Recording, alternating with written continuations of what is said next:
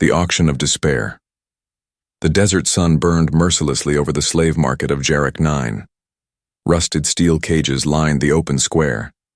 Inside them, aliens of all shapes and colors sat silent, too tired to scream, too broken to hope. In the farthest cage, a slim alien woman sat with her arms wrapped tightly around a child. Her skin shimmered a faint violet under the sunlight. Her eyes, though dull with hunger, scanned the crowd with caution. Her name was Kayla. Her child, barely 2 years old, whimpered softly. Kayla pulled him close and whispered a tune from her homeworld, a song of moons and rivers long forgotten. Kayla hadn't always lived like this. Once she had a family, a village, a future. But war came. Fire fell from the sky. Her husband died defending their home. Her food ran out. She begged. She stole. And finally, she surrendered herself. "I'll sell myself," she told the trader. "But feed my child. Keep him alive." The trader agreed. But in this world, honor had no place. The child was thrown in a cage beside her. No food, no care. Just numbers stamped on their wrists like items for sale. Today was the auction. The crowd buzzed with noise. Alien merchants, pirates, and even a few humans. They placed bets, joked, and drank glowing blue liquid. No one looked at the slaves like people, except one. Standing near the back was a man in a dusty combat uniform. Human, tall, scar down, his right cheek. Name, John Riker, a retired soldier. Disgust written all over his face. He watched the auction silently, arms crossed. He wasn't there to buy, just to witness, to remember why he hated this place. A sharp clang of metal. The announcer shouted, "Next, Lot 47, female Arvani, young, healthy, fertile, with offspring included." Kayla stood up slowly, legs shaking. Her child clung to her thigh. The crowd leaned forward. Arvani females were rare, valuable. A thick alien merchant raised a paddle. 500 credits, another shouted. 700. Kayla gritted her teeth. Each shout felt like a dagger. They weren't buying a worker, they were buying her body, her future, her pain. 200, barked a lizard-faced buyer. The trader smirked. Going once. John Riker stepped forward. 1,000. Silence. Heads turned. The trader blinked. Do you have clearance, human?" John showed his badge. "Veteran access. Payment confirmed." Kayla stared at him. She didn't understand. "Why would a human outbid the rest?" "Sold," the announcer shouted. The crowd muttered in confusion. Chains were unlocked. Kayla picked up her son and walked slowly toward John. She expected a collar, a slap, a command, but he didn't move. Instead, he reached out with a bottle of clean water. "For the kid," he said. Kayla hesitated. "It's not poisoned," he added, almost smiling.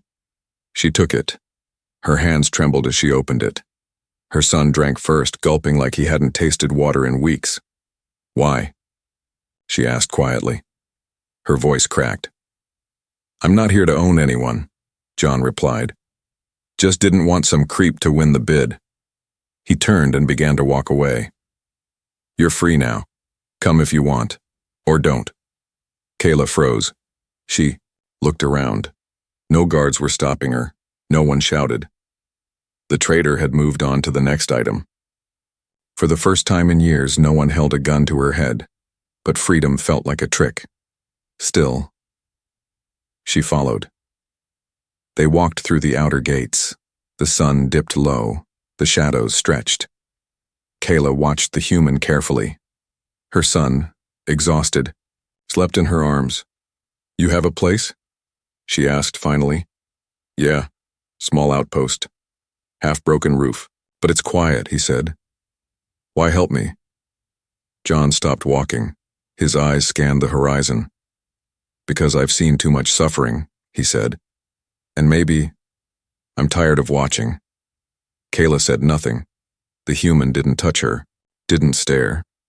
He walked like a man who'd lost something, and maybe saw something in her that reminded him of it. As the stars appeared in the sky, Kayla whispered to herself, "Maybe. This time will be different." She tightened her grip on her son and followed the human into the night. Bought, not owned.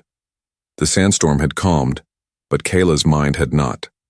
She sat on the edge of a metal cot, arms wrapped tightly around her. Sleeping child.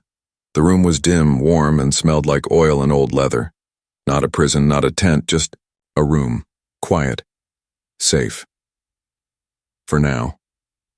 Across from her, the human, John Riker, fixed a cracked kettle with tools that hummed softly. Sparks flew. He didn't look at her. Didn't ask questions. Didn't speak unless she did first. That alone made him different. No collar had been placed on her neck. No orders, no threats, and the door to this room wasn't even locked. Kayla kept staring at it anyway, waiting for the trap. When the kettle hissed, John finally broke the silence. "You hungry?" She didn't answer. He stood, moved to the corner, and returned with a small metal bowl. Inside, warm soup. Simple. Smelled like root vegetables and dry meat. He placed it near her, not too close, like she was a wild animal that might bolt. "For the kid," he said again. "You too if you want." Kayla stared at the bowl, then at him. His hands were rough, scarred, but steady. He wasn't faking the kindness. That's what scared her most. Back on her world, kindness came with a price. But her son stirred. Small, thin hands reached toward the bowl with sleepy hunger. She let him eat first. After a while, she dipped her fingers in and tasted it herself. It was plain, but warm, and real, and safe. "Why no lock on the door?" she asked suddenly. John looked up, surprised by her voice. "Didn't think you were a prisoner." "Then what am I?" she whispered. He paused. "I don't know. You're someone who didn't deserve what happened." Kayla didn't know how to respond. Her brain screamed lie, lie, trap, lie, but her heart, beaten, bruised but still alive, heard something else. Something she hadn't felt in years. Respect. She lowered her eyes. "On my planet, when someone buys you, you belong to them." "Well," John said, leaning back in his chair, "that's not how I see it. I paid to stop you from being hurt. That's it. I don't own you, never will." She glanced at her child, now curled up and sleeping again on the cot. He looked peaceful. For the first time since the war.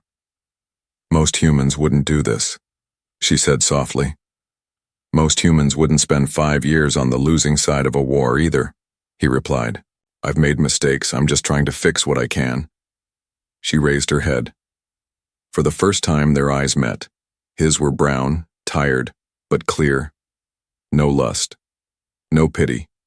Just truth. She stood up slowly. The cot creaked. John's hand instinctively went toward his belt, not to attack, just a soldier's habit. She walked to the kettle and refilled the bowl. "I want to help," she said. "Let me cook or clean or fix things." "You don't have to." "I want to," she said firmly. "Not because you bought me, but because you saved my child. I owe you, but I'm not useless." John nodded once. "All right." Then came silence again. But this time, it wasn't cold. She sat back down, more relaxed.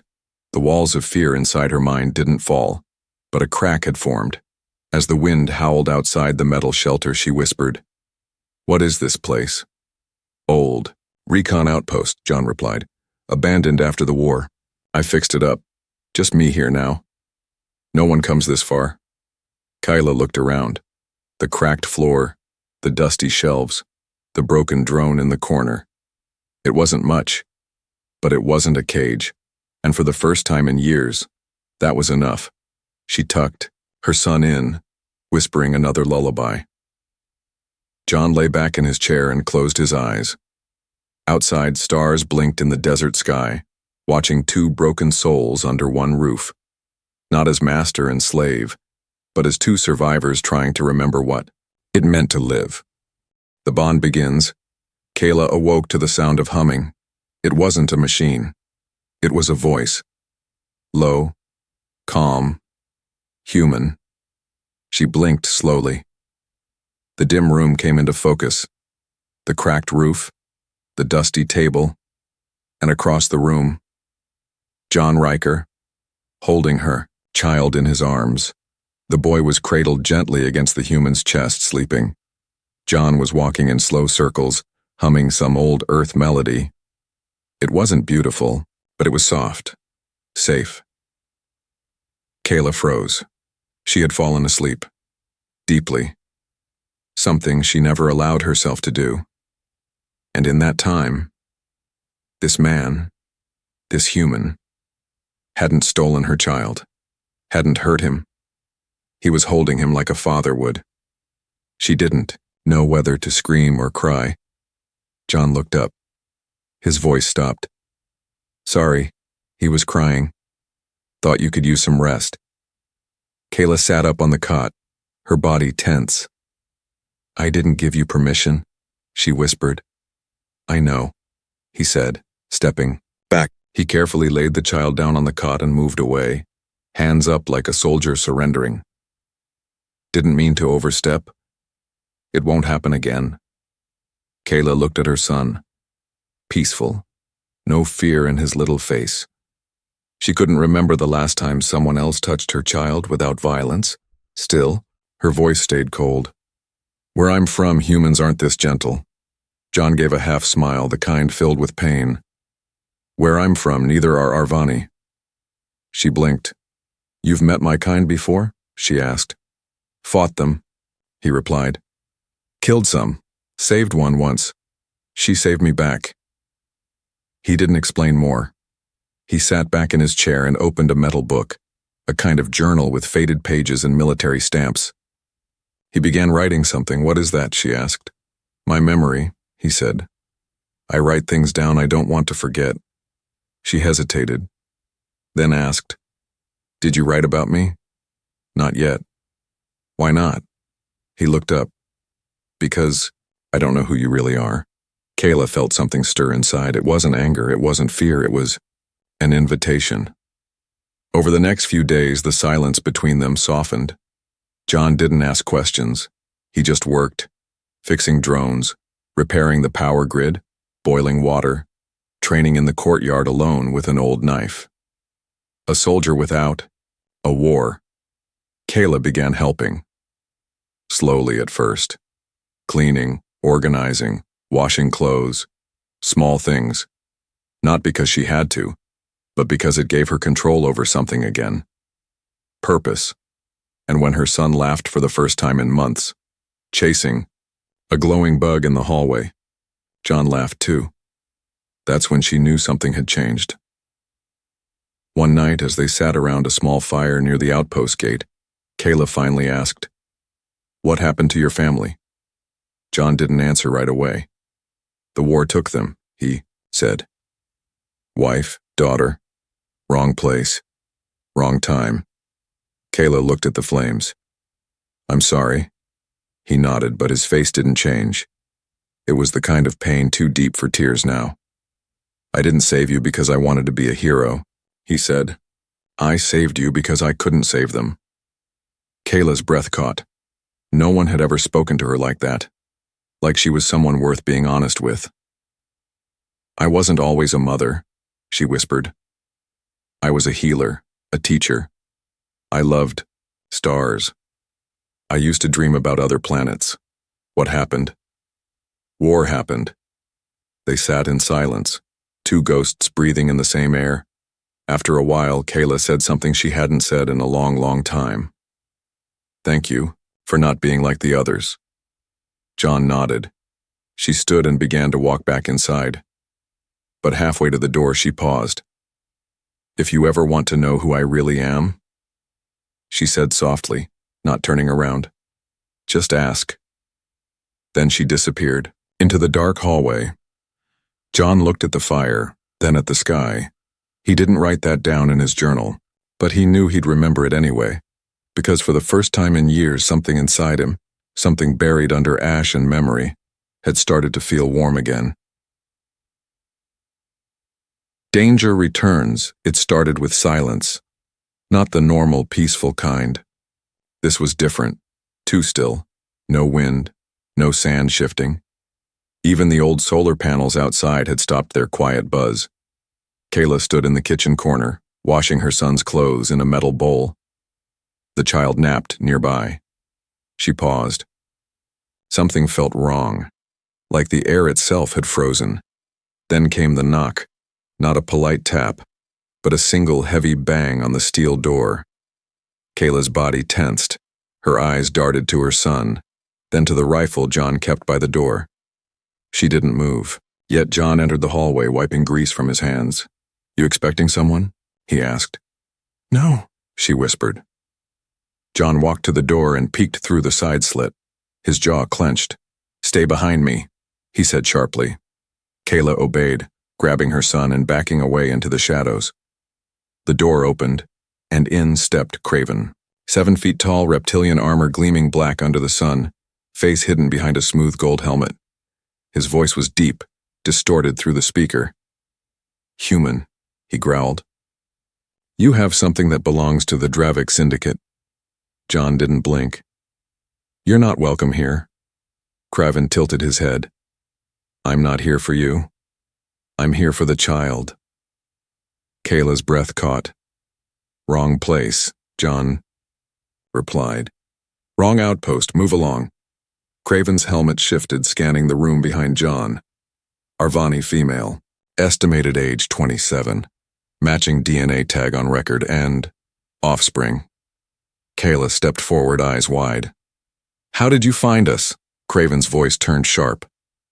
"You were marked the day you sold yourself. You thought the Syndicate would forget." "A pureblood heir?" John stepped between them. "She's under my protection." Craven laughed, a cold mechanical sound. "You think your protection matters? I've killed better men than you." John's voice dropped to a growl. "You're not leaving with the kid." There was silence. Then Craven raised a glowing baton. "Then you die with them." The fight was brutal. Craven moved like a machine, heavy, powerful. John dodged, rolled, grabbed a pipe from the wall, swung with full force. Sparks flew. The alien didn't flinch. Kayla hid her child behind the overturned cot and grabbed John's rifle. Her hands shook. She had never used one before. John landed a punch to Craven's helmet. The bounty hunter staggered, just long enough for Kayla to fire. The first shot missed. The second hit his shoulder. Metal cracked, and he roared in pain. John took the opening, grabbed a blade from his boot, drove it into Craven's side. The alien howled, slammed him back against the wall. Blood spattered. Kayla ran forward, screaming, not in fear, but rage. She leapt onto Craven's back, clawing at his helmet. He threw her off like a rag doll, but it was enough. John swung again, full power. Craven dropped. Breathing hard, the human knelt beside Kayla, checking her pulse. "I'm okay," she gasped, but John wasn't. Blood dripped down his side. His ribs were likely cracked. They looked at the bounty hunter's body. "Still breathing. We have to go," Kayla said. "More will come." Later that night, as John sat on the floor bandaging his wounds, Kayla crouched beside him. Her hands worked silently, but her mind raced. She had lied. She never told him her son's true bloodline, that he carried something powerful, something the Syndicate feared and desired. "I should have told you," she said softly. "I was scared. I thought maybe I could hide forever." John winced but didn't look away. "You don't owe me anything, but now I understand why they want him." Kayla's voice broke. "He's the last, the only child of the Arvani royal bloodline. If they take him, they'll use him, control him, or kill him." John met her eyes. "Then we protect him. Together." She blinked. "You still want to help me? After everything?" "I didn't fight off a war monster to walk away now," he said with a weak smile. Kayla looked down, her heart heavy and grateful all at once. Her hands trembled as she cleaned the cut on his arm. "You're hurt because of me," she whispered. "No," he said, eyes soft. "I'm hurt because I care." That night, Kayla didn't sleep. She stood at the door, watching the stars above. She had spent her whole life running, hiding, surviving. But now, she wasn't alone. And for the first time, she didn't feel weak. She felt ready. The hidden past, the stars above the outpost flickered like dying lanterns. Kayla stood beneath them, barefoot on the cold metal floor, her son asleep behind her. Inside the shelter, John Riker slept, breathing heavy from the painkillers she'd forced him to take. But she couldn't sleep. Not after what had happened. Not with the truth she had buried for too long now pressing against her chest like a stone.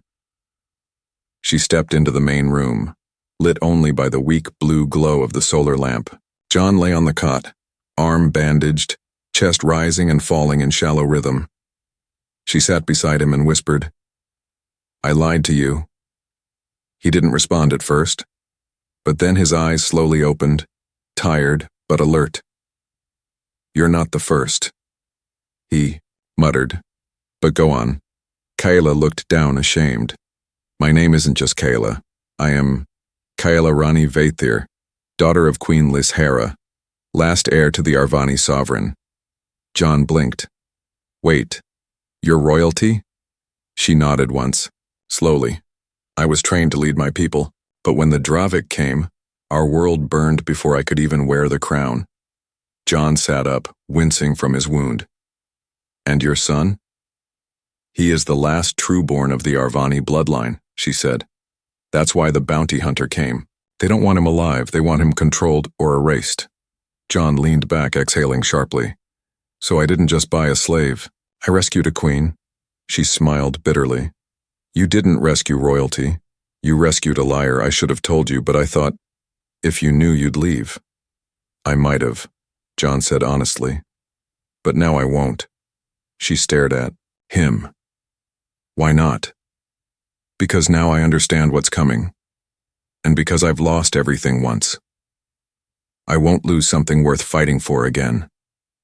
Kayla's breath caught. She wasn't used to words like that. Not anymore. Not from anyone, not after the war, not after the cages. She stood, walked to the corner, and picked up a small flat crystal. "This belonged to my mother," she said. "It holds our line's sigil, our history, our DNA. With this, they can prove my son's blood. They'll never stop hunting him." John took the crystal, turning it over in his hand. "Then we destroy it." Kayla shook her head. "If we do, he loses his right to the throne, and with no heir, the Arvani people scattered across the stars will stay lost forever." John handed it back. "So what do you want to do?" Kayla didn't answer, because that was the truth. She didn't know. She had been surviving for so long, she had forgotten how to lead. How to decide. How to hope. "I don't know what I want," she said softly. "But I know what I don't want." She looked toward her son. "I don't want him to grow up afraid, or caged, or hunted." John nodded. "Then we fight. Together." Over the next few days, things changed. John began reinforcing the outpost. Extra shielding, weapons hidden in the sand, escape plans drawn out on paper. Kayla trained again. Her hands had once held medicine. Now they gripped knives, guns, and drills. She sparred with John in the mornings, sweat on her skin, resolve in her eyes. They no longer looked like a rescued slave and a broken soldier. They looked like a team. One morning, as they shared a quiet meal, Kayla said, "You don't have to stay, you know. This isn't your war." John paused, then smiled. "I think it is now." She looked at him, unsure whether to laugh or cry. "You're risking your life." He shrugged. "I've wasted it for less." She reached across the table and placed her hand on his. "I don't know what the future holds," she whispered, But if we survive this, I want you in it. John squeezed her hand gently. Then let's make sure we do. Outside, in the dunes beyond the outpost, a small drone hovered silently in the sky, red light blinking. It had seen everything, and far away, in the black reaches of space, a signal had already been sent. They were no longer hiding. The past was coming back, and with it, war. Love in the crossfire. The first explosion came just before sunrise. The outpost shook violently. Dust and sand rained from the ceiling as lights flickered and alarms screamed to life. Kayla jolted awake, instinct kicking in. She grabbed her son, wrapped him in a thermal blanket, and ran for the lower bunker. John was already moving, shirtless, bleeding from a cut across his chest, rifle in one hand, adrenaline in his veins. They found us, he growled. Dravik? She asked, voice trembling. Worse. Syndicate mercs. Full squad. Outside, the sand burned with fire. The quiet desert had become a battlefield. Explosives rocked the outer walls. Drones swarmed like metal wasps, scanning, searching. They wanted the boy. Kayla hid her son beneath a reinforced storage hatch. Don't come out unless I say, she whispered, kissing his forehead. Not even if you hear me scream. She sealed the hatch. Then she grabbed a weapon. Not a small one. A cannon-like plasma launcher that John had salvaged months ago. She hoisted it onto her shoulder like a warrior queen. John stared. I thought you said you were a healer, he said. Kayla's eyes burned with something deeper than rage. I was. Until today. The attack was brutal. Flashes of red light lit the sky. Explosions tore through the walls. John fired round after round, covering Kayla as she darted between broken corridors, setting traps and counterattacks. One drone caught her in its beam. She spun, fired, and blew it to metal pieces. John took a shot to the arm and collapsed, behind cover. Kayla ran to him, yanked him up, and dragged him into the emergency corridor. You okay? She asked, breathless. I'm good, he said, teeth clenched. You? I'm tired of running. They shared a glance. It wasn't the look of warriors. It was something deeper. Raw. Real. Fragile. We can't hold them much longer, she said. We're not going to. What do you mean? John reached into his pack and pulled out a small detonator. Self-destruct. Hidden under the main. Power core, 10-minute delay. Enough time to grab your son and run. Kayla stared at it. You knew this day would come. I always hoped it wouldn't. Kayla swallowed hard. You're coming with us. John shook his head. I'll slow you down. My legs hit. I can barely move. She grabbed his collar. I don't care. He smiled sadly. Kayla, I need to make sure they don't follow. I can buy you 10 minutes, that's all we need. Tears welled in her eyes. Not because she was afraid, but because this man, this human, she once thought a threat, was ready to die for her son. I never asked for your help, she said, voice breaking. I never asked for your trust, he replied, but you gave it. That's enough. She leaned in, her forehead pressed against his. For a moment, the war faded. No flames, no death, just them. I don't want to lose you, she whispered. Then don't forget me, he said. And then, she kissed him. Not a rushed kiss, not one born from fear, but from everything unspoken between them. Pain, respect, love that had grown from ashes. When they pulled away, Kayla whispered, If we survive this, I won't just remember you. I'll fight for you. John placed the detonator in her hand. Then go. Be the queen you were born to be. Kayla ran, through fire, through smoke, past fallen bodies and shattered walls. She lifted her son from the hatch, held him tight, and bolted into the desert. Behind her, the outpost glowed like a dying star. Then, silence. Then, thunder. The explosion ripped through the sky, turning the entire syndicate assault team into dust and debris. Kayla fell to her knees miles away, shielding her son. She looked back. Nothing. Remained Only ash, only heat, only heartbreak. Hours later, as she sat beneath a shattered cliffside, Kayla clutched her child. Tears streamed down her face. Not loud, not messy. Just steady. She had survived so much, but now she felt truly broken. Until a voice crackled through her calm. "Hey." Her breath caught. "Kayla. You there?" It was John. Alive. Weak, but alive. "You're alive," she gasped. "Didn't say I'd die," he said. "Just needed them to think I did." She laughed through her tears. "I'm coming for you," she said. "No," he said. "Not yet. Too dangerous. You need to disappear. I'll find you. When it's safe. Promise." "Me," she whispered. "I already chose you," he said. "I'm not letting go now. Chosen family. 3 years later." The twin suns of Callion Prime hung low in the sky, casting long golden shadows across the market streets. Dust swirled lazily in the air, mixed with the scent of cooked herbs and engine grease. Nobody looked twice at the cloaked woman selling old tech parts from a rusty table. To most, she was just another outsider trying to survive. But behind her eyes lived fire. Kayla, once heir to an empire, now lived as a ghost, a name changed, a past buried. Beside her, her son, now 5, clever and bright, played with a hand-built drone, giggling as it hovered clumsily around the stall. His laughter kept her sane. Each night she whispered stories of a man with a scar and kind eyes, a soldier who bought her freedom with nothing but compassion, and almost died doing it. She never said his name aloud, because saying it would make the silence unbearable. That evening, Kayla closed her stall and walked through the dusty alleys, her son skipping beside her. As they turned the corner to their small home, her breath caught. Someone stood near the door, cloaked, hooded, still. Her instincts kicked in.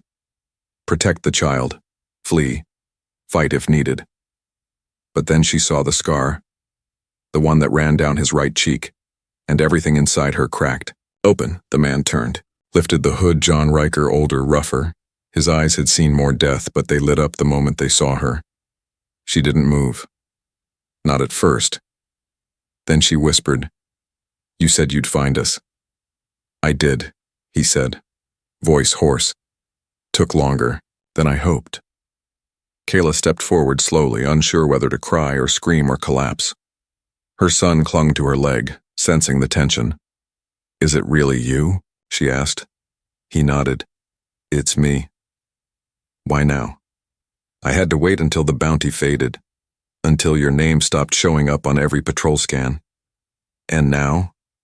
I burned the last data file with your DNA in it," John said. "You're not hunted anymore. You're free." Kayla covered her mouth, overwhelmed. John stepped closer, but kept a respectful distance. "I didn't come to take you back, or ask for anything. I just needed to see if you were okay." Kayla looked at her son. "Do you know who this is?" she asked him gently. The boy tilted his head. "That's the soldier from your stories," John smiled. "He remembers." Kayla crouched and kissed her child's forehead. "Go inside, baby. Just for a minute." When the door closed behind him, she turned to John. "I tried to forget you," she whispered.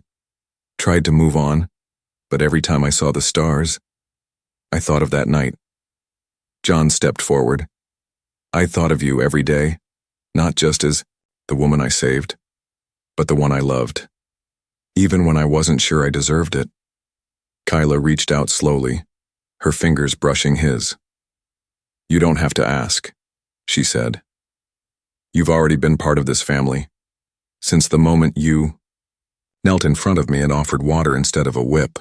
He gripped her hand, trembling slightly. "Then let me stay this time. Not as a hero, not as a soldier, just as a man who wants a life with you." She pulled him into her arms, Not rushed, not desperate, but complete. A hug that mended years of silence, fear, and longing. When they pulled away, tears traced Kayla's cheeks. "I still have nightmares," she said. "So do I, but with you here, maybe I can start dreaming again." He nodded. Together. That night, under a roof made of scrap metal and starlight, they sat together, Kayla, John, and her son, around a small fire. They didn't talk about the past. They didn't plan the future. They just existed, not as fugitives, not as soldiers, not as royalty, but as something far rarer, a chosen family.